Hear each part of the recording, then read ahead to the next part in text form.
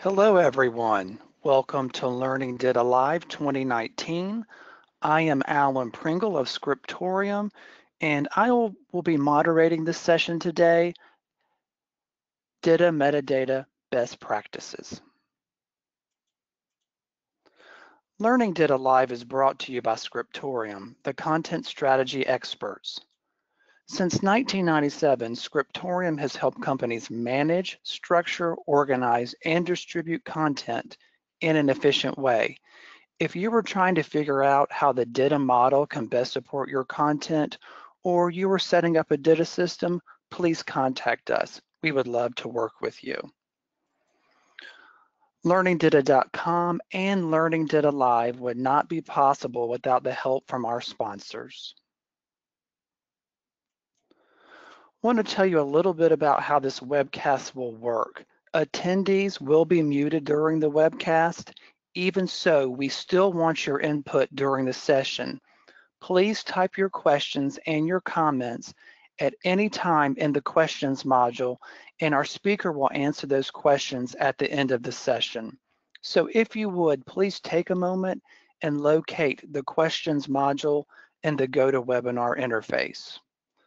At the beginning of the question and answer phase, please look for a link to a session evaluation survey in the questions module. We very much appreciate your feedback on the sessions during this event. And with that, I want to turn things over to our presenter. Sabine, are you there?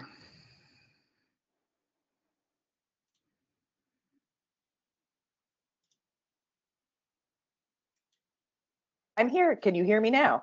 Yes, we have unmuted you. You're good. Hello, how are you? Oh, I'm very well. How are you, Alan? Great. Let me hand things over to you right now. So, there you go. Perfect. Thank you.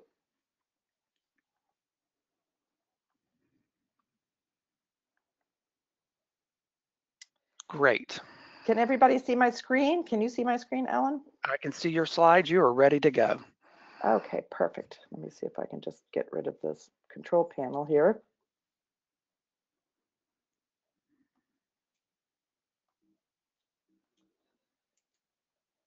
No. Okay, pardon me. All right, so thanks for giving me the opportunity to talk about something that I really care a lot about, and that's metadata. In my session, I'll be covering sort of three areas. I'll give you an overview of metadata and why it's great. And then I'll also talk about DITA metadata and some best practices. And then I'll cover just lightly some things which I'm calling the advanced enablers.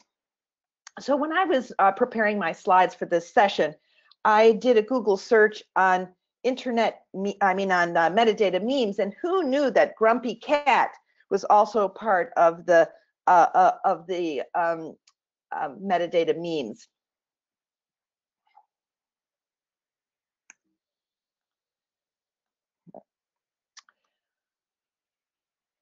I am a senior consultant at Comtech Services, and Comtech Services has been providing consulting and training services to our community for a long time. It was founded by Joanne Hackos and now is owned by Dawn Stevens. Prior to joining Comtech as a consultant, I have over 20 years of working as an XML information architect at both the customer and the vendor level. And I've worked on many projects that have involved taxonomy or metadata. Why metadata? So as a technology, metadata doesn't actually do anything, but it enables many awesome things, as you can see on my slide here. So I'll just walk you through a few of them. Search-related improvements, such as filtering and facets, are getting a lot of attention these days, but there are other things that metadata can enable. It can enable automated content assembly and data population. It can facilitate multi-channel publishing from the same source. It can also support classifications in the form of taxonomy for search scoping, or even to guide the site information architecture. Since metadata adds intelligence and therefore value to your content, sometimes this can result in even a future benefit. For example, the MIT edX platform, which supplies thousands of students with MOOC learning content, in the beginning, they listed only the course and the instructor as part of their platform. But after MOOC started taking off, people wanted to know what other classes a particular instructor taught if they really liked that instructor. Since the MIT edX people had already captured that information as metadata on the course, they were able to surface it in the platform relatively quickly and provide that value add to their customers. So sometimes this is why metadata is called a love note to the future. It's easier to advocate for the development of a strong metadata strategy in conjunction with an infrastructure improvement project, such as the deployment of a new CMS or even a support portal.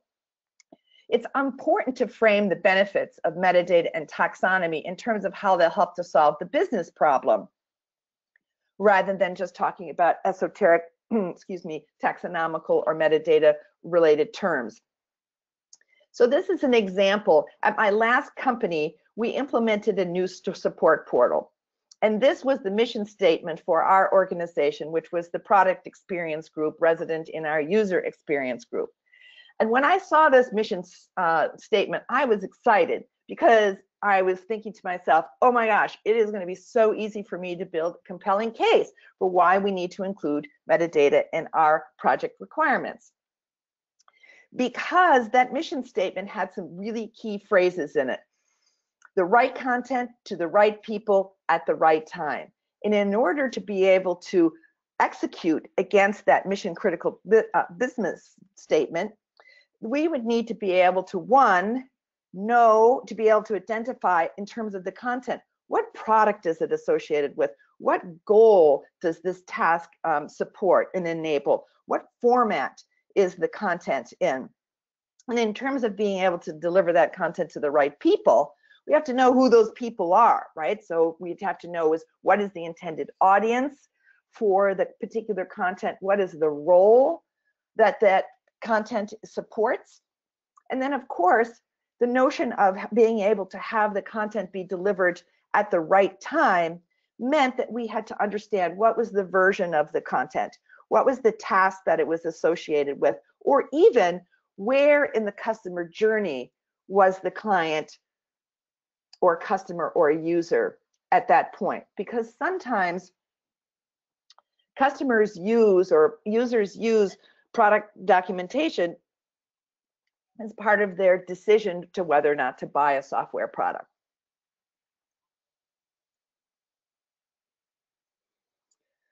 So, what is in a metadata strategy?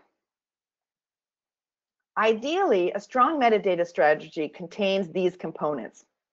Translating the business drivers into concrete requirements is very important, as that's what builds the bridge between the tools, the solution, and management, and that ROI. Your information model should also include what metadata will be utilized in the content development environment, whether that metadata lives in the source XML, or if it is applied via the CMS, or even applied during the publishing to the delivery platform. Tagging guidelines for writers and a process for auditing and amending metadata over time to accommodate changes is also mission critical for a successful execution of a metadata strategy. I love this graphics from the folks at the IA Experience. It really is a great visual of all of the components of a robust content strategy. Ideally, taxonomy and metadata development and maintenance should be part of a larger content strategy. And ideally, even more ideally, that content strategy should extend beyond your content domain, a product documentation, and into the enterprise, or at least to be able to extend into other support content domains, such as the community or knowledge-based articles. This content strategy model calls out taxonomy and classification specifically rather than the more generic metadata. But I really want to encourage you to think of taxonomy as metadata with a very specific purpose, and that is to categorize content or to define relationships between content objects for improved findability. So it's important to know that metadata can be associated with content in multiple ways, and each one has its advantages and disadvantages, and may depend in part on the functionality that's available in your tools. So you can have metadata be applied in your CMS, as applied as a property as part of the publishing process or upload into your delivery platform. You can have the delivery platform also apply those properties or metadata values as part of its import process, or you can have metadata resident in the source content, in this case, the DITA XML. So because of this, you have to do some due diligence in understanding both the requirements and the limitations of your tool. And that's important to determine where it makes the most sense to apply business critical metadata. And so one thing I have to also remind you is that the ability to process the metadata in order to be able to surface it within the CMS or on the delivery platform is also important.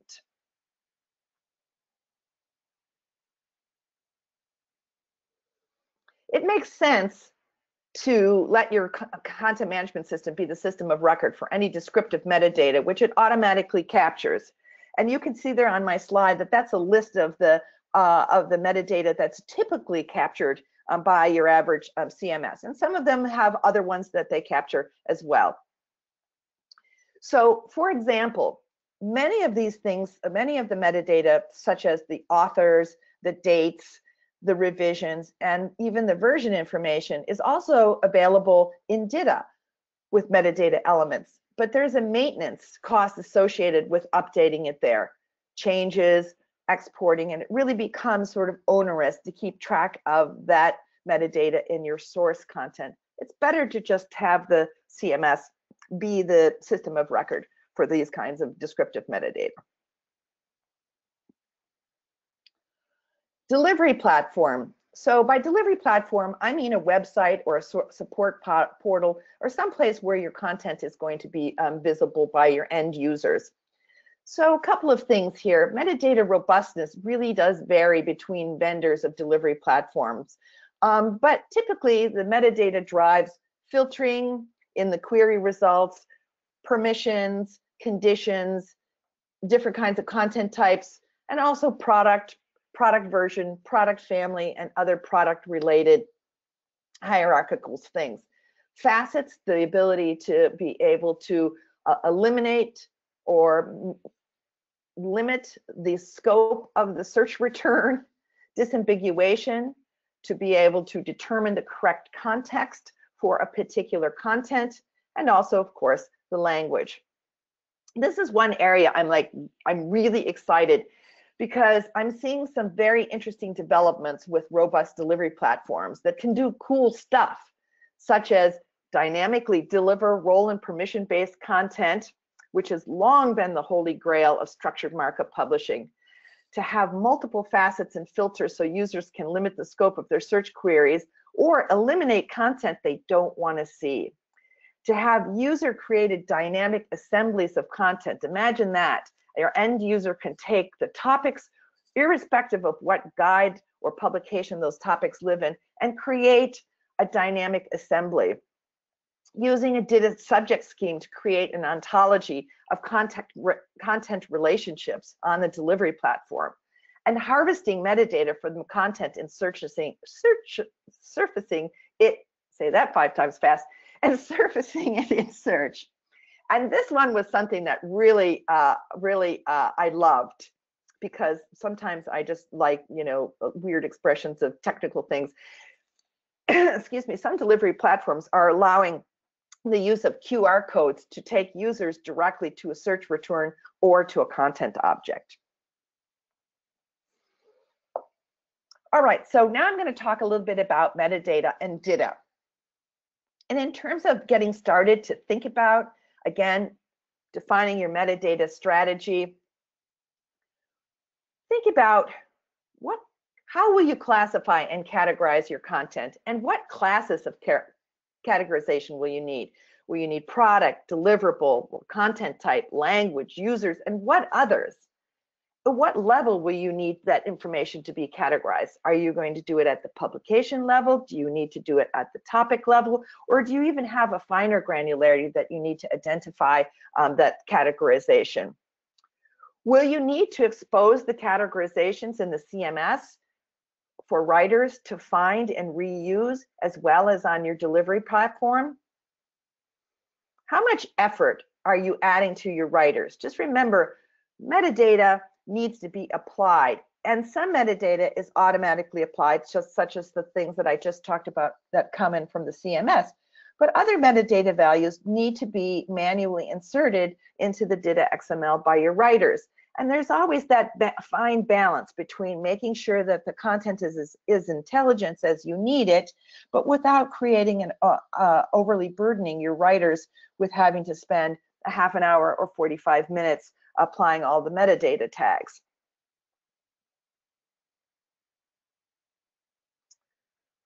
What's the cadence of change for your metadata value is another thing to take into consideration. And what will happen if they need to be updated? We'll talk a little bit more about keeping the metadata, about mechanisms for keeping the metadata separate from the label that describes that metadata, as a means of making sure that there isn't a major content update project that's associated with any metadata changes. And if not everything you need is in your CMS, which existing DITA metadata elements will you utilize? So here's some best practices about source metadata. In this case, I mean DITA XML. Index, if your company is using index, but know that index terms have an additional value in that in HTML outputs, they are passed through as metadata that appears in the header of that topic. Public-facing search engines such as Google don't use keywords, but if your content is published to a support portal, the search engines may use those or be able to utilize those keywords to prioritize search query results. Writers may also use keyword values when they are looking for existing content to reuse. That's back on the CMS-facing side. Keywords is another area that I would encourage you, if your organization is going to use keywords, that you create a keyword strategy and a process for helping writers to determine what are the correct keyword values to be able to apply to their content.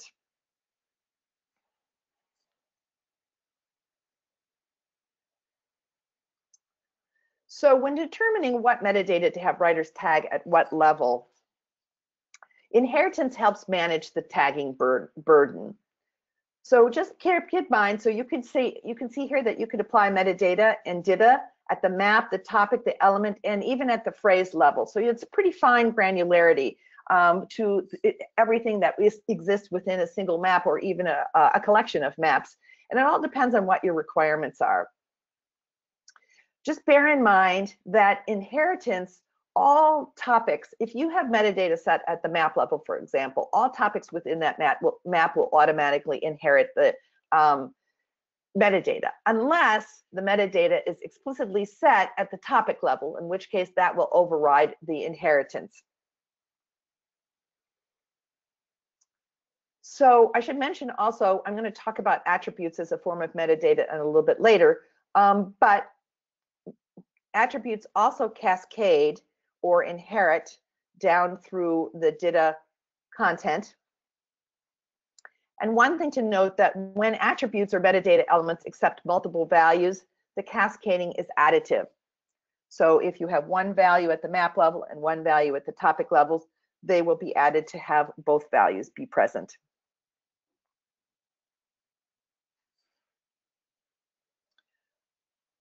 So at the mat level, the metadata is stored within the topic meta element. And many of you, I'm sure, are aware of this.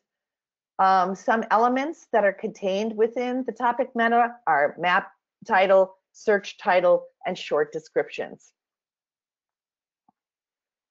Bear in mind that topic meta is specific to the context within the map. So therefore, it could contain different values depending on where that map appears. So for example, if it's nested within another map, then there's additional opportunities for having different sets of metadata. So once you set a value of metadata, that doesn't mean that that metadata stays with that content objects for all time. So at the topic level, the metadata elements are stored in the prologue. And some examples of what I think are some important or useful metadata elements are source, publisher, copyright, especially if you're creating book maps and creating long-form PDF publications. And then the metadata element, which also contains audience, category, product, and keywords. Just bear in mind that this audience element within the prologue metadata is used for conditionalizing content. That is for including or excluding content that's geared for a particular audience. So for example, if you differentiate between beta content needing to be exposed to employees, but not to outside users, that's one example where you would use the audience metadata tag on any content prior to its release so that only internal people would be able to see it. Here's some more best practices in terms of Comtech recommends that you apply metadata at the levels that you can see here. And if you think about it, it makes sense. Generally, a publication only has a single publisher or a single copyright. However, topics within that publication might come from different sources, and they certainly might have different levels of permissions or entitlement to see the content, access the content. And that's why we're recommending that that metadata be applied at a lower level of granularity than the entire publication. Okay, I'm not exactly sure what this little weird thing is in the middle of my slide here, but you can see some other things, and these are all that we recommend get applied at the topic level, right? Again, audience, that example that I gave you about the internal pre-release content, categories, areas which is the areas of which of our areas which the content pertains to. And this is one piece of metadata that some CMS systems are able to surface and show to writers as categorization. I'm going to take a little sip and see if that clears my tongue-tiedness. Keywords, as I mentioned before, keywords do not apply to an entire publication. They definitely apply to the topics within it.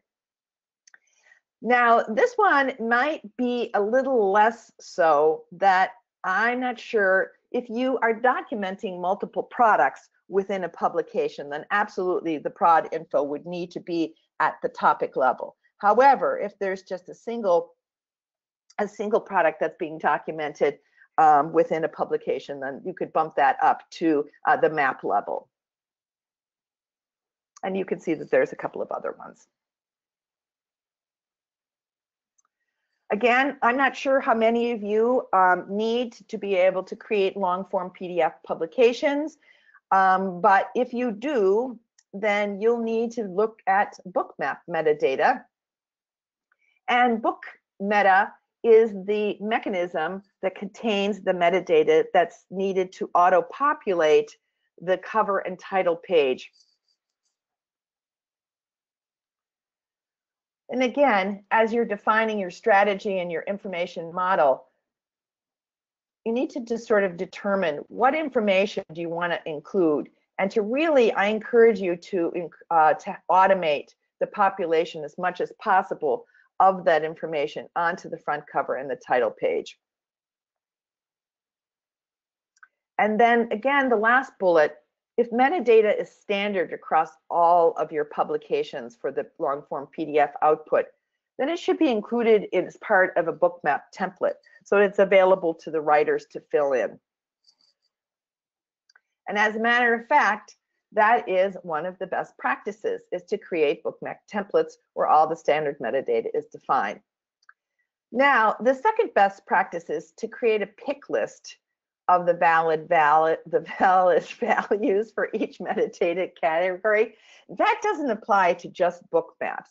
I encourage you, it's a good idea to create an enumerated list of values for all of your important metadata, such as product name, because you wouldn't want to have a writer accidentally introduce a typo into an important metadata field, which would cause that information to not be able to be found or processed correctly.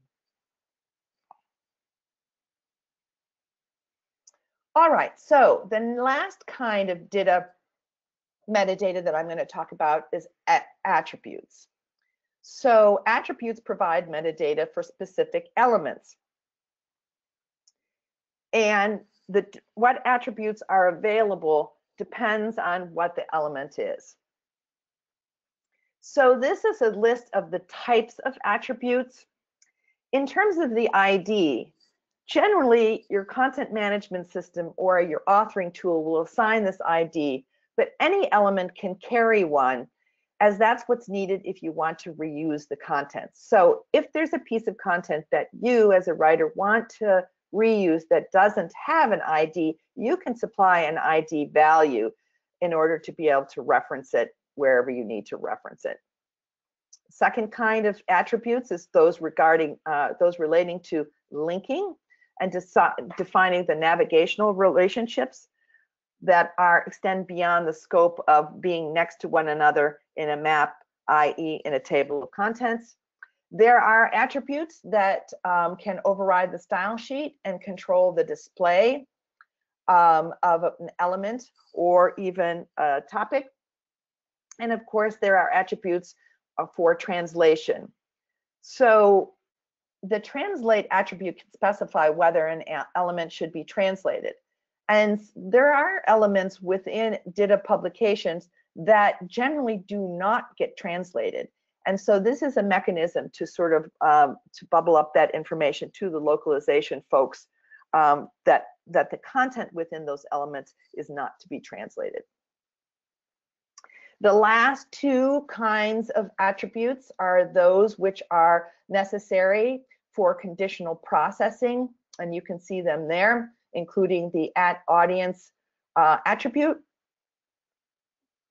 and those attributes which are needed for reuse. And all of those reuse attributes there are mechanisms by which content can be referenced into your DITA XML. In terms of best practices, document in your information model only the cases where the attribute is required.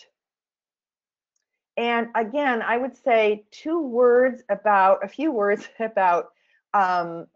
required attributes, in the sense that there's a Goldilocks or there's a balance to be struck about requiring too many attributes, because on the one hand, if you have business critical metadata that must be captured consistently across all of your content, obviously that metadata and that attribute, that metadata, no matter what form it takes, will need to be required.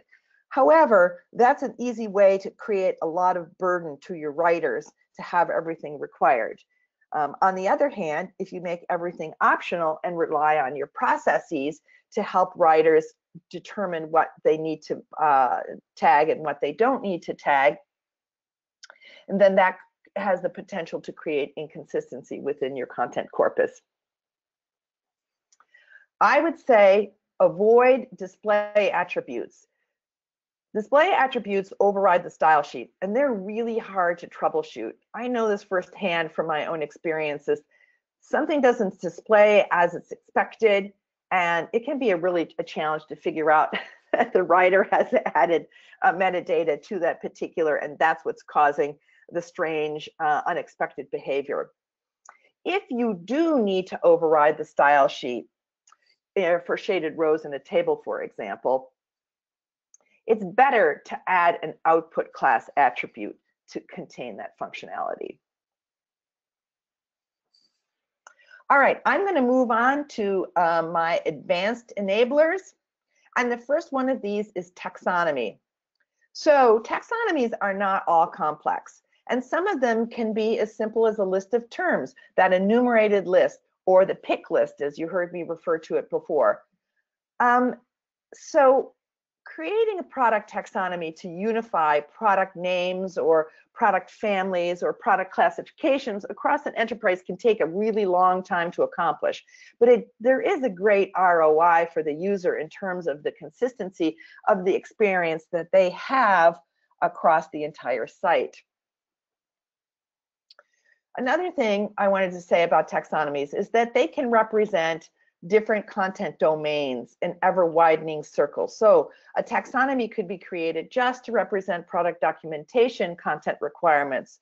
It could also extend into all support content, which includes the community, KB articles, and maybe training. Or it could extend to the entire corporate content so that there's business critical metadata that is aligned between marketing and pre-sales and all of the support content, where they refer to the same content types or they refer to the same products. And that really does go a long way to creating a unified experience for customers. So again, think of taxonomy as a metadata with a specific purpose. It can take many forms, a simple form to a really complex ontology, a system of relationships. So, but just remember, at the end of the day, the content association, the tagging is at the leaf node. Whatever the lowest rung of the taxonomy is, that's where the metadata is applied. And that there could be processing or there could be other things that come as a result of that, but generally the association is at the leaf node.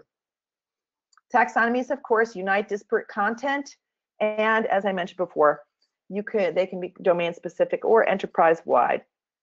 I've included this slide because taxonomy is a bit like a floor wax and a dessert topping, but this is how I define, excuse me, the key values. A taxonomy is merely a system for organizing concepts and categorizing content, and that taxonomy can take multiple forms. It even could be represented in an XSL spreadsheet.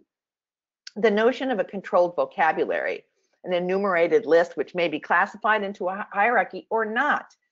But when the term is important to get it right, a controlled vocabulary, an enumerated list is the way to go. And then we go all the way to the most complex, is that an ontology.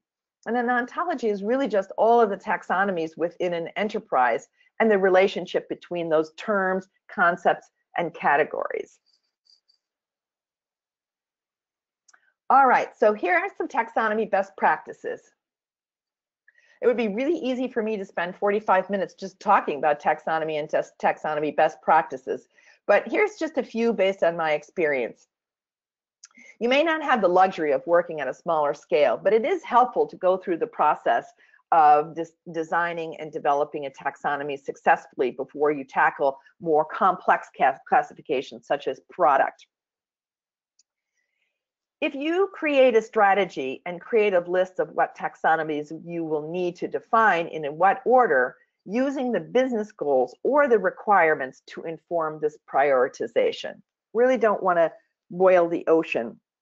Start with one and then move on to others. It's important, I think it's really important to what I call Goldilocks stakeholders. Not have too many and not have too few. And I also think it's better to separate the stakeholders between those people who need to be involved with defining the terms and the classification hierarchy, and those who will be engineering a solution to get that metadata from the CMS onto the delivery platform and how it will be surfaced on that delivery platform. because the requirements are different and the subject matter expertise is very different. And in terms of that audit what it already exists on your site, know what you have. And what you'll find, I think, as this has happened to me and all of the times when I've had to do this, is that you'll find that there's great inconsistencies across your own site. And it's a better place to start in terms of determining what are your definitive labels and what are your definitive values if you know what parts of your website and what organizations call them what and classify them where. Now, don't design against a platonic ideal. I can't tell you how many times when I'm working with clients, I hear them say, I really don't like what we have, and I want us to take advantage of this opportunity to create something better. And I always tell them, make sure that you start with what is the reality of your existing content. And don't create a taxonomy or classification system that's based on what would be good for the future. Because remember, in some ways, the consumers of this classification are going to be inwardly facing, your writers, and outwardly facing, your users. And let your users tell you if your hierarchy makes sense to them, and then iterate based on their feedback, along with that from other stakeholders. That's my best practices in a nutshell. All right, the next enhanced enabler is the DITA subject scheme. And a DITA subject scheme is a specialized map, and it allows for the creation of a hierarchical representation via nested subject references. I included an XML code example because there's a couple of important points that I want to make, but my example isn't the best. It's from the DITA specification yourself, but it utilizes the deprecated nav title attribute, which has been replaced by a nav title element. But I include it because it really nicely illustrates the separation of the metadata value from its label, which I think is really important. So if you take a look at the first one, the key is the metadata value, and that's OS. And then its nav title is operating system. Now, this isn't exactly a good use case, but we all know in terms of product names, for example, those labels change and evolve over time. And having a system where the metadata value and the label of how that metadata appears on the delivery platform be separate really facilitates the making those changes without having to go back to retag content that exists in your CMS or your content corpus. And I'm very excited to see that some delivery platforms can create search facets from subject schemes and actually have tools for very easily creating subject schemes based on your requirements. All right, so my next advanced enabler is content harvesting, and I just have a few words to say about that. Some content management systems can crawl content that's been stored in the repository and categorize it by the metadata values stored in that DITA XML, or to create a thesaurus from those metadata values in the DITA XML. Some delivery platforms can crawl the content and expose the metadata as either a facet or a tag. And what I love about this is that that can be something that can be configured. So the things which are important criteria for search selection, those appear as facets.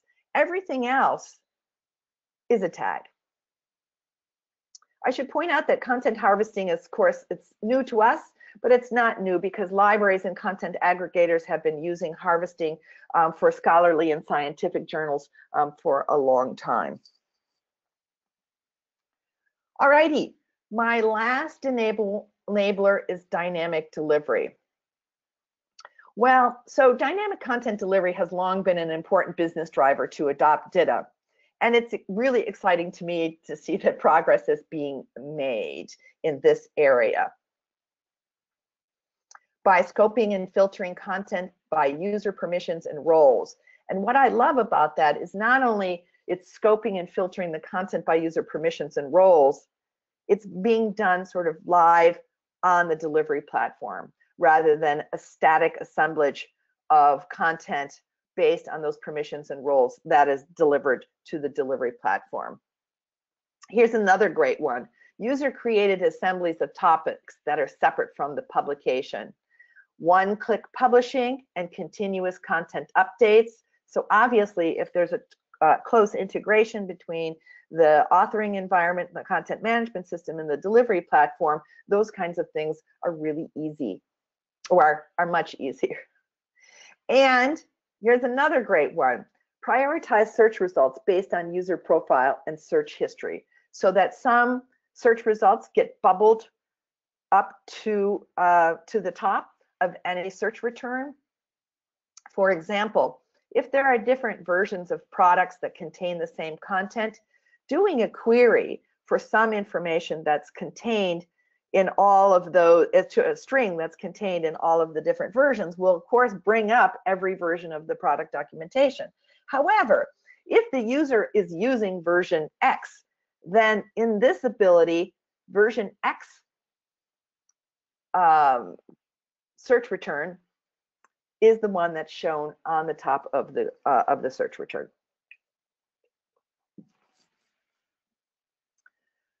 Okay, so now we've come to the end of my metadata overview and best practices, and just a view into some advanced enablers. And now is the time for you guys to ask questions. And there are a few questions. I'm going to take control back very quickly. Okay, thank you, Alan.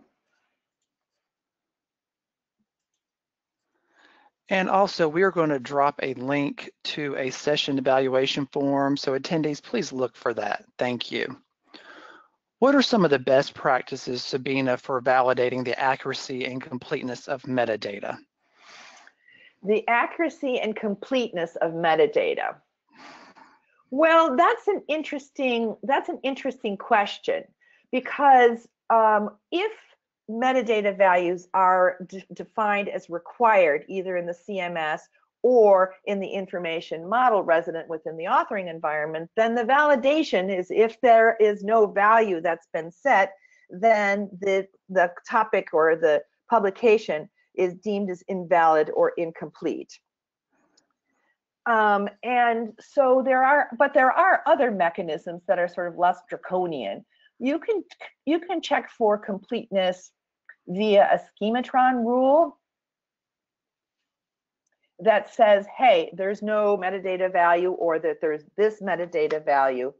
And I think that for me, this is why I encourage the best practices of anything that's important, make it required, make it a pick list, because then you don't have to worry about validation, because providing you've given writers the tools that they need, so the tagging guidelines and the processes to support those tagging guidelines, then you don't have to worry about having invalid values in the metadata, because the writers are picking from a concrete list rather than just typing in a text string.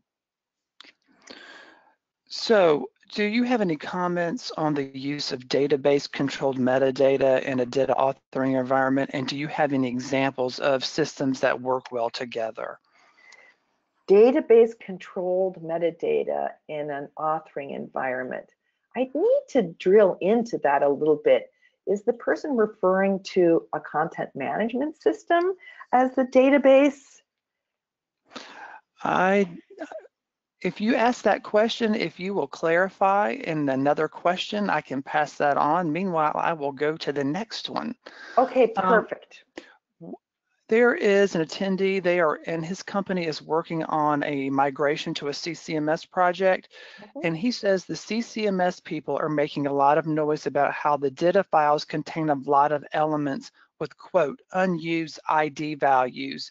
Would you mind talking about this in the context of metadata? Well, IDs are very, very important, right? And in a content management system environment, the content management system will generally apply an ID in the form of a GUID. And GUID really just is an acronym and stands for Globally Unique Identifier. And content management systems need those GUIDs because that's how they control the linking behavior and the relationships that the content objects within their repository have with one another. So I don't know what environment that you're coming from, but I would say that you need to do some analysis about those unused IDs.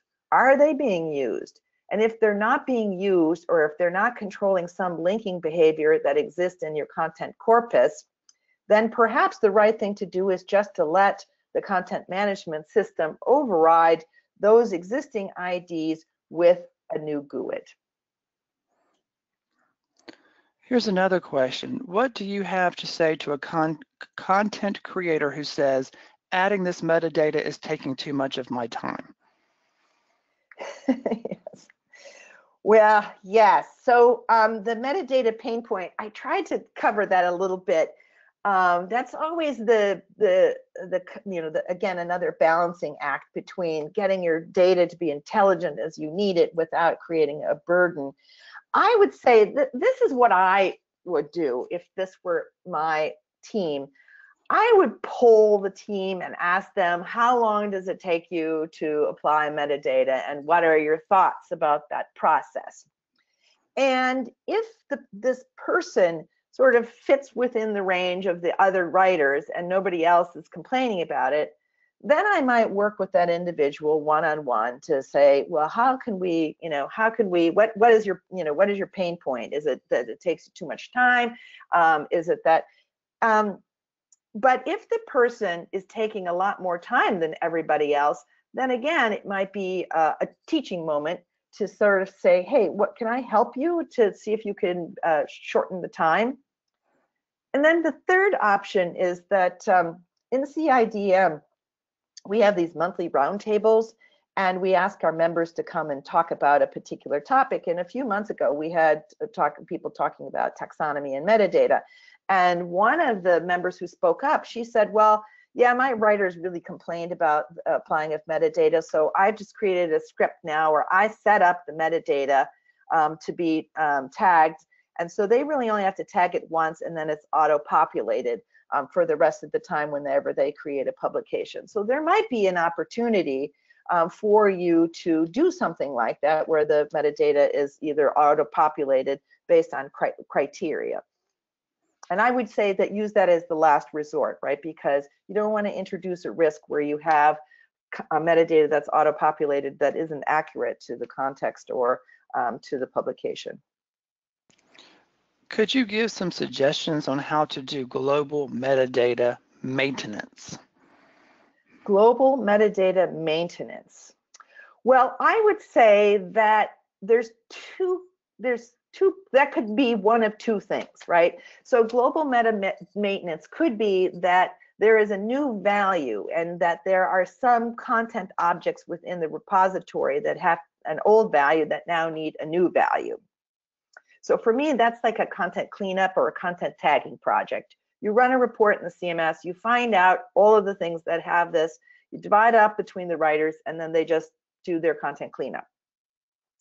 In the other instance, if the metadata maintenance is that the actual metadata value has changed or has been removed, and so you're stuck with a repository, because CMSs are databases, and so the metadata is coded into that repository in rows and headers, and the same as sort of other database things. And that's the hard part, is because databases, it's generally really hard to extend them once they're in place. And that's why I love mechanisms such as the subject scheme, where the metadata value and its label are separate. Your mention of subject scheme ties a bit into this next question. What are some of the tools that can be used to facilitate adding metadata, also in storing categories and allowable values in the CMS, and then adding pick lists in the authoring tool? Can you repeat the question, Alan? There was a lot packed in that question. Yeah. What are some of the tools that can be used to facilitate adding metadata, for example, storing categories and allowable values in the CMS, and then adding a pick list in the authoring tool? Okay. All right. Okay. I'm going to take the last one first, adding the pick list. So adding a pick list is an information model thing. It means that in the DTD or RelaxNG or whatever version of the DITA architecture files you're using in your organization, you modify that attribute or metadata value so that it has an enumerated list that are separated by OR bars. So you can have a value of this or that or this or that or this or that. And then also maybe there's a default. If there is, logically it makes sense to have a default, or if it's required or optional. So that's a change that you would be able to make in your information model, in the DTD file. And then it would, of course, be surfaced within your authoring tool environment by showing those drop-down lists. Okay, so storing and cataloging, right? That's the category. In the CMS, right? Yes. So there are, I recently have been doing a bunch of demos of CMS systems to just sort of come up to speed. And there are a couple that they crawl the data, and any metadata that's been added into a map or a topic level as a category, then on the sidebar, the CMSs generally have a folder structure. There is a folder for categories that contains that information. And that's really useful if you're a writer and you're looking for particular content on a category to determine whether or not that you would reuse it. But I would say this about categorizations. Using of categories and keywords, if I didn't already say this, I'm going to repeat it. It's part of a content strategy, and it shouldn't be up to the individual writers. I mean, the individual writers determine the individual values, but how those values will be used and how many of them and how important it is in the prioritization of content creation is something that really needs to be part of either the metadata strategy as a component of the content strategy. And so tools for facilitating. So there are ways to create either XSLT or schematron rules that can find and identify content that meets a certain criteria, and then either offer it up to the writer that says, you have to do this or this to it, or to create a report, which then can be acted on. Can you recommend a book on taxonomy that would be helpful for an information architect who is working with DITA or a CMS? That's really interesting. Well, I would say two resources have been really useful to me. One is the Accidental Taxonomist, and the second one is the Scott Earley does webinars. Ellen, am I allowed to mention? Am I allowed to mention other folks here? But Absolutely. Scott Earley has done a really great job of concatenating a lot of resources around what's happening in taxonomy design right now. And there's webinars and there's things. So I'd be happy to provide a link.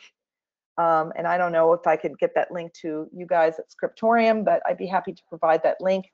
And of course, the other option is that there are many people who do consulting work for taxonomy design and delivery, and also taxonomy strategy, including Comtech.